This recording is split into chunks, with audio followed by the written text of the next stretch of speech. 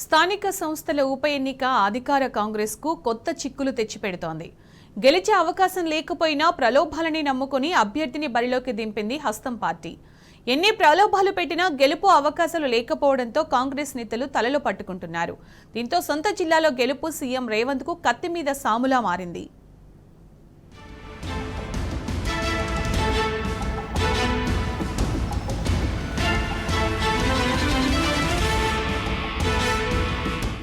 ఉమ్మడి మహబూబ్ నగర్ లో స్థానిక సంస్థల ఎమ్మెల్సీ ఉప ఎన్నిక వేడి మొదలైంది. పోలింగ్ కు కొద్ది రోజులు ఉండడంతో బీఆర్ఎస్, కాంగ్రెస్ పార్టీ అభ్యర్థులు స్థానిక సంస్థల ప్రజాప్రతినిధుల్ని కలుస్తూ ప్రచారం నిర్వహిస్తున్నారు. అధికారంలోకి వచ్చిన తర్వాత మొదటి ఎన్నిక కావడం, అందులోనూ సీఎం సొంత జిల్లా అవ్వడంతో అన్ని అస్త్రాలను వాడుకుంటోంది అధికార పార్టీ.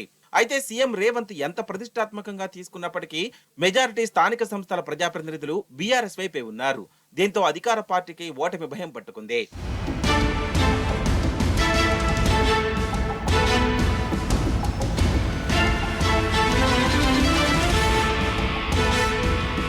స్థానిక సంస్థల ఉప ఎన్నికల్లో బలం లేనప్పటికీ ప్రలోభాలనే నమ్ముకుని కాంగ్రెస్ అభ్యర్థి బరిలో నింపింది.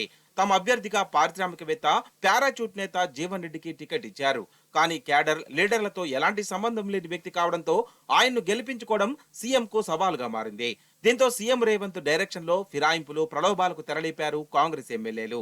జీవన్ రెడ్డిని గెలిపిస్తేనే పెండింగ్ బిల్లులు ఇప్పిస్తామని, సమస్యలు పరిష్కరిస్తామని స్వయంగా సీఎం బహిరంగ సభలో చెప్పారు.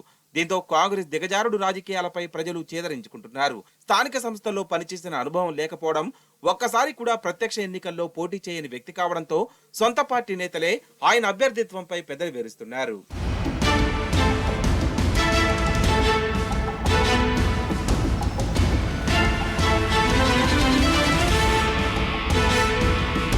కాంగ్రెస్ అధికారంలోకి వచ్చిన తర్వాతే అభ్యర్థి జీవన్ రెడ్డి పార్టీలో చేరారు. అంతేకాదు ఆయన పారిశ్రామికవేత్త అవ్వడంతో జీవన్ రెడ్డిని గెలిపిస్తే తమకు అందుబాటులో ఉంటాడా అనే ప్రశ్న కూడా స్థానిక సంస్థల ఓటర్లను తొలుస్తోంది. ఇన్ని ప్రతికూల అంశాలు ఉన్న అభ్యర్థిని గెలిపించుకోవడం కోసం అధికార పార్టీ సర్వశక్తులు ఒడ్డుతోంది. అయితే ఇన్ని ప్రయత్నాలు చేసినా గెలుస్తామా లేదా అనే భయం రేవంత్ వర్గాన్ని కలవరపెడుతోంది. బలం లేనప్పటికీ అభ్యర్థిని బరిలోకి దింపి సీఎం తప్పు చేశారనే భావన కాంగ్రెస్ శ్రేణుల్లో కనిపిస్తోంది. ఇదిలా ఉంటే బీఆర్ఎస్ అభ్యర్థి ఎంపికలో వ్యూహాత్మకంగా వ్యవహరించింది. గతంలో జెడ్పీటీసీగా, జెడ్పీ వైస్ చైర్మన్ గా పనిచేసిన అనుభవం ఉన్న నవీన్ కుమార్ రెడ్డిని బరిలోకి దింపింది. ఈ పరిణామం కూడా అధికార కాంగ్రెస్ ను ఇరుకున పెడుతోంది.